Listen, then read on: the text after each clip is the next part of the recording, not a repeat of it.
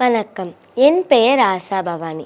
நான் 8ஆம் வகுப்பு பிரிவில் பயிலும் மாணவி. இன்று நமது தமிழ் தாத்தா உ.வே.சா அவருடைய பிறந்த நாள்.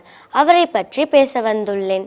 உத்தமதானபுரம் வெங்கட சுப்பையர் மகன் சுவாமிநாதன் என்ற உ.வே. சுவாமிநாத ஐயர் 19 பிப்ரவரி 1855 அன்று பிறந்தார். இவரை உ.வே.சா என அன்போடு அழைப்பர். இவர் தமிழறிஞரும் பதிப்பாளரும் ஆவார். தமிழ் மொழியில் அழிந்து போகும் நிலையில் இருந்த பண்டை தமிழ் இலக்கியங்கள் பலவற்றை தேடி தேடி அலைந்து பெற்று அச்சித்து பதிப்பித்தார்.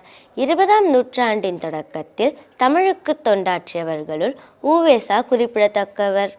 தமது அச்சு பதிப்பிற்கும் பணியினால் தமிழ் இலக்கியத்தின் பெருமையையும் செழுமையையும் தமிழ் உலகம் அறியச் செய்தவர் உ.வே.சா அவர்கள்.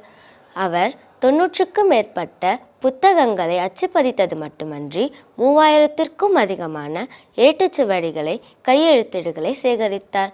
சீவக சிந்தாமணி, மணிமேகலை, சிலப்பதிகாரம், புறநானூறு, திருமுருகாற்றுப்படை, 10 பாட்டு, 12 புராணங்கள் பெருகதைகள், 9 உலா நூல்கள், 6 தூது நூல்கள், 3 வெண்பா நூல்கள், 4 அந்தாதி நூல்கள், 2 பரணி நூல்கள், 2 மும்மணிக்கோவை நூல்கள், 2 இரட்டை மணிமாலை நூல்கள், அங்கையர் கண்ணி மாலை, இதர சிற்றிலக்கியங்கள் 4 முதலியன உ.வே.சா அச்சுப்பதித்த நூல்களின் பட்டியலாகும்.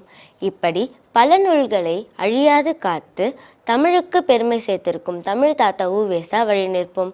தேமதுர தமிழோசை உலகெல்லாம் பரலும் வகை செய்வோம். நன்றி.